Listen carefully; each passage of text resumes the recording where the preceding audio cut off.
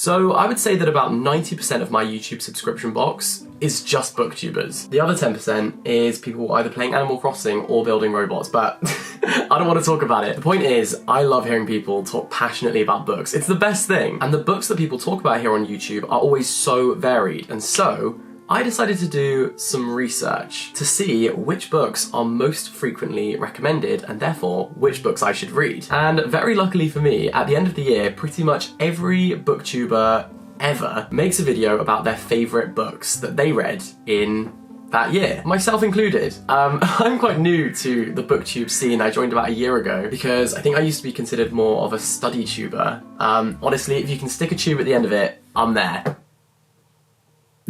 Sounded better in my head. Anyway, I spent the beginning of 2022 watching 101, yes, 101 of these videos. I was in my Cruella de Vil era, 101 videos. And I started off by trying to tally the books on paper. But honestly, it just got so confusing for my little brain to handle because people were recommending so many different books. So I needed a spreadsheet. And out of the literal hundreds of books recommended on BookTube, these were the top 20. These were the most frequently recommended books on BookTube in 2021 in order. You may notice that Taylor Jenkins Reid makes 3 appearances on this list. She has BookTube in its chokehold. We are in the palm of that woman's hand, truly. And the top choice was Malibu Rising, which almost a quarter of the booktubers that I surveyed recommended. I think it's Taylor Jenkins Reid's world, and we're just living in it. She laces the pages of her books with crack, I swear. Also, just for full transparency, this is the list of the booktubers that I surveyed in alphabetical order. That's right. You may be wondering what Bill Gates is doing on that list. Listen, he made a video on his favourite books of 2021. Don't hate the player, hate the game. Now, the next job was to take that list and cross out all of the books that I've already read, so that left 11 books. I then selected 5 books from the list to read for this video. But before we jump into those books, I am absolutely thrilled to let you know that today's video is very kindly sponsored by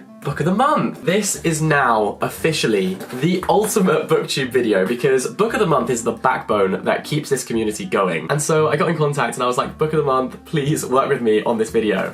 And they pulled through. Book of the Month is an online book service tailored for readers. They can help you find your next favourite read by vetting hundreds of books and promoting emerging authors which you might not have picked up otherwise. And so every month they curate a list of 5 books, like so. You can then pick which of those 5 books piques your interest and they will send you one of them in this snazzy blue box. So to give you a little taster, the books for this month are Peach Blossom Spring, A River Enchanted, Don't Cry for Me, The Golden Couple, and Vladimir. I've heard so much good stuff about this book. What's really cool though is that Book of the Month is completely risk-free, because if in any given month the books that they've chosen don't tickle your pickle, you can just skip that month completely for free. And Book of the Month gets you some banging bargains on new release hardback fiction. In fact, if you use the code JACK, you can get your first box for just $9.99. There's also add-on books which you can pick from, and actually that's what I did this month to get the Anthropocene reviewed. Do you see? It all ties in. I'm going to be reading this book for this challenge. I even got a little bookmark. So if you want to spend less time researching and more time reading, get involved. The link is down below. And a huge shout out to Book of the Month for working with me on this video. Thanks guys. And now onto the first book that I read for this booktuber challenge to see if we can truly trust the booktubers that we love. And the first book is It Ends With Us by Colleen Hoover.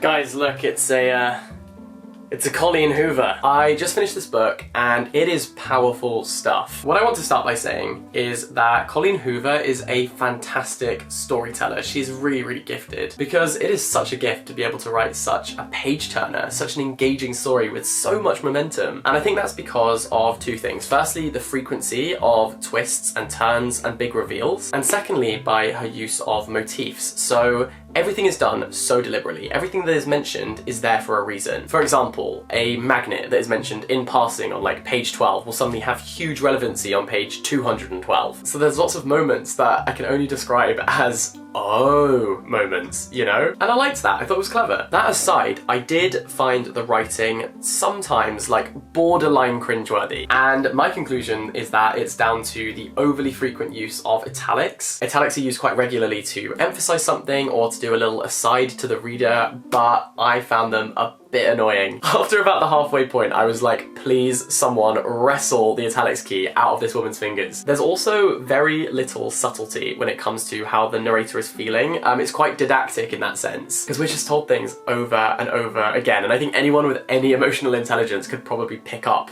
most of those things without having to be spoon-fed it. I mean, the character is a florist and her name is Lily Bloom. So that tells you how subtle this book is. And I don't think this is really a spoiler because it happens in the opening pages, but she meets a man on a rooftop in New York City and just kind of instantly falls in love with him. But like, this man is awful from the get-go. In that scene, in every scene afterwards, he is a walking, talking red flag. And suddenly, Lily Bloom is colourblind. Suddenly, Fifi and the flower tots over here are seeing all those red flags as little tiny red love hearts. You know what they say, you can't see a red flag when it's waving in your direction, but seriously, come on. This man is a big red siren. He's Clifford the big red dog. And if that red is not Taylor's version, we're not interested. Also, I mean, this is a small qualm, but his name is Ryle. Ryle? That riled me up. Whose name is Ryle? In the book, his only real redeeming quality is that he just wears scrubs all the time, like medical scrubs from a hospital, as in like outside of work. Now, I don't know that much about the medical profession, I'll be the first to admit that, but even I know that it's quite unhygienic to wear the scrubs you've just been wearing for surgery out and about on the streets of New York City. Like, get changed. I mean, correct me if I'm wrong, but surely you're supposed to take off the scrubs before you leave the hospital, right? While Lily Bloom was getting all hot and bothered by this man, I was just bothered.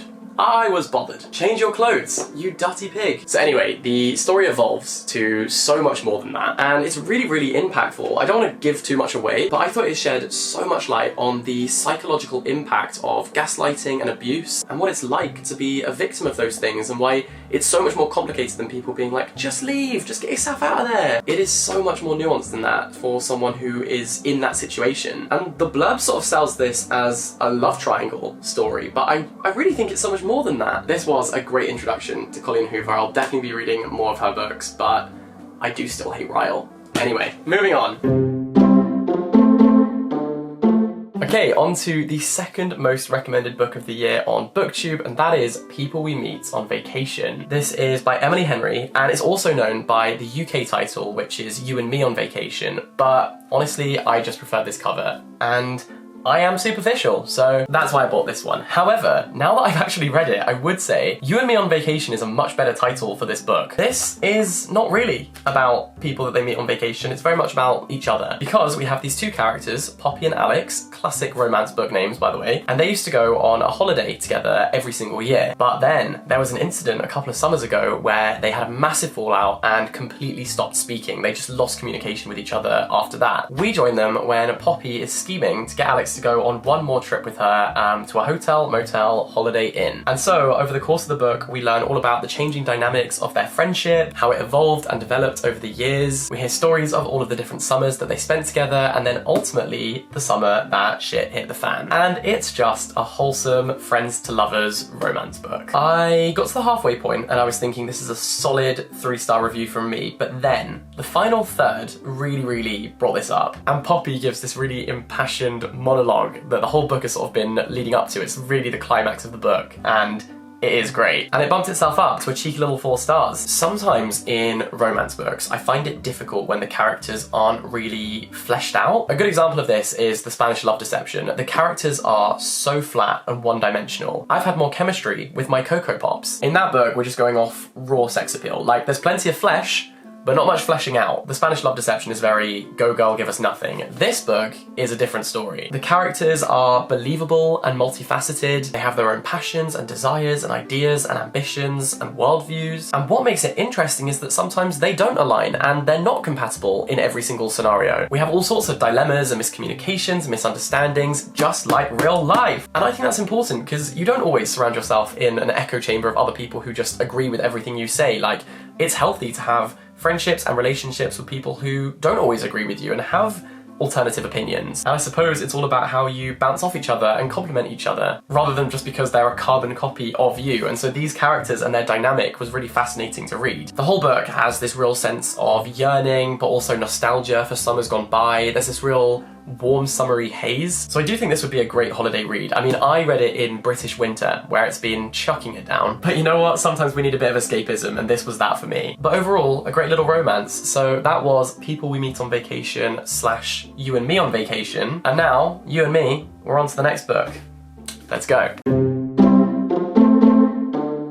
Okay, the next book that booktubers highly recommended is The Night Circus by Erin Morgenstern. This is a book that I have been recommended so many times and I've just never had an inclination to actually read it. But speak of circuses, because I am a clown. Get me a red nose, because that was clownery. Pure clownery. I am a damn fool for not reading this sooner. I liked it. It's a story about a travelling circus and this cast of characters who perform in it. The main person we follow is this illusionist who has magical powers which she kind of disguises throughout her show, and she is the central protagonist of this book. She's the Harry Potter, she's the Alex Russo, you know? But the circus itself as a setting is really just the playing ground for a magical competition. And this competition is taking place between the illusionist and someone else associated with the circus, but she doesn't know who. Oh, and little twist, one of them has to die. So her competitor is revealed and we have this star-crossed lovers kind of situation. We go from Ron and Hermione to Katniss and Peter real quick. And I did find this book genuinely very enchanting. The descriptions of all the tricks and the deception and the illusions was just dazzling. And although it's very elevated and mystical, it's still rooted in the real world. It's the kind of light fantasy that I really enjoy. What I thought was a bit of a shame is that this magical competition battle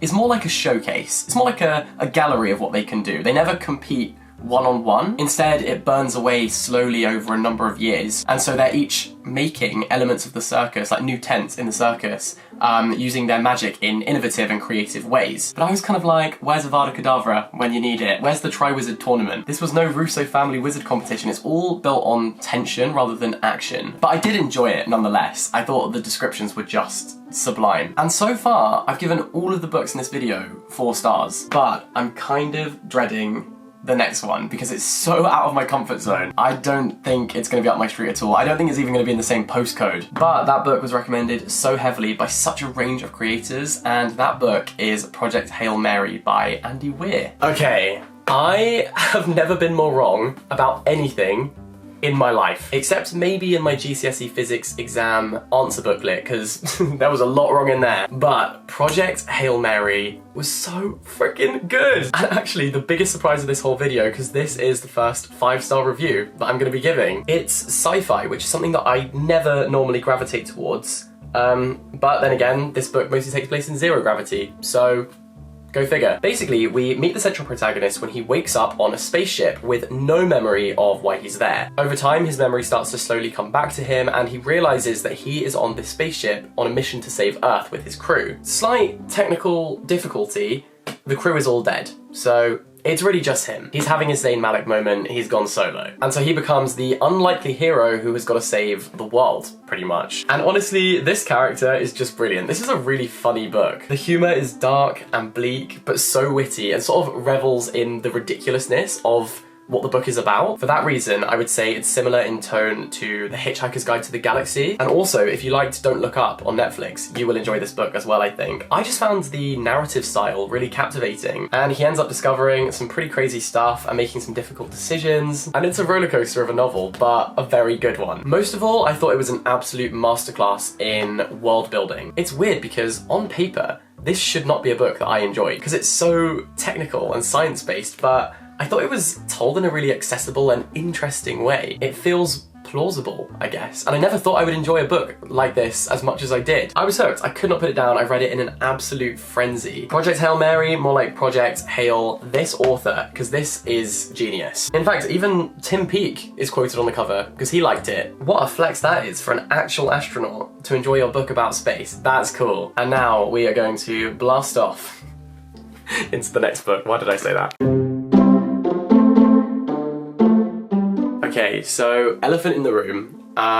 Yes, the murder mystery solving wall from my previous video is still up, but honestly I have an emotional attachment to it at this point, so let me live. But as I mentioned previously, the Anthropocene Reviewed was really highly recommended by booktubers last year, and it feels kind of like a full circle moment to be reviewing a John Green book in this video, because John Green's book, The Fault in Our Stars, was truly the OG social media sensation book. It was Song of Achilles-ing before Song of Achilles was Song of Achilles-ing, if you know what I mean. I feel like John Green sort of single-handedly invented the bookish side of social media. And here we are. This is his newest book, The Anthropocene Reviewed. And I thought it was okay. I thought it was decent. This is a collection of essays which grapple with the world that we live in and that humans have inhabited for all these years, but within the context of the early days of the pandemic. And that's really crucial to understanding this book, I think, because it really is a time capsule of the attitudes and the mindset and the value system that we had at that very specific time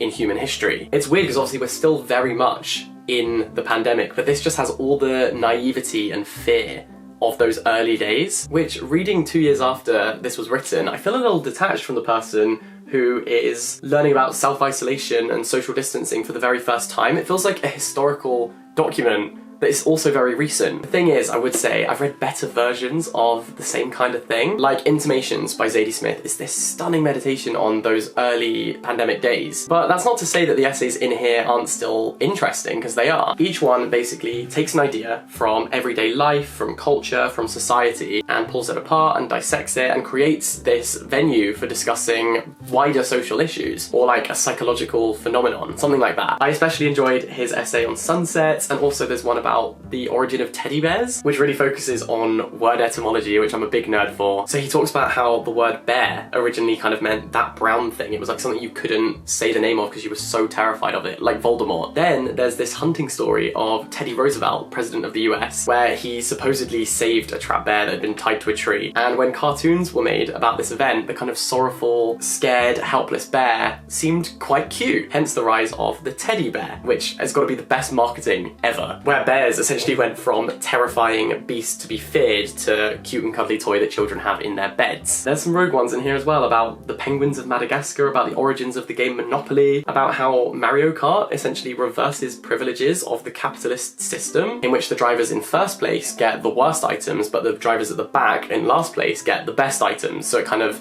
equals out the playing field. This is definitely something that's present in all of his books, but I think John Green has this great gift for tackling big ideas and complicated thoughts using everyday metaphors that we can all understand. It just makes these big ideas much more palatable, and I like that. I think he's very talented in that regard. Talk about green, I'm green with envy. I wish I could do that, truly. So I enjoyed it, don't get me wrong, but I didn't absolutely love it. Glad to have read it, learned a lot of fun facts. I think I'll be great in a pub quiz now, but it's not a book I'm gonna be like screaming and shouting at everyone to read, if that makes sense. And so that is the last book of this video. So the question is, can we trust booktubers?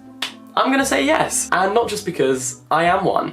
Might be slightly biased, not gonna lie. I'm really glad to have read all of these books. None of them were bad at all. And it's been fun getting an insight into what other booktubers are reading and recommending, you know, what their standout books of the year were. I can definitely see why these books were chosen. They're all very unique and memorable in their own ways, and also provide good talking points, I think, for wider discussion, which is probably why they are spoken about so much on BookTube. So to conclude, we stan BookTube. Thank you very much. I'm gonna wrap up this video here and continue making other BookTube content. So you can subscribe if you're new, you can give this video a like if you liked it. A massive shout out to Book of the Month, of course, for sponsoring this video. The link is down below. And until next time, all the best, stay in touch, have a wonderful day, and I'll catch you next time. Bye-bye.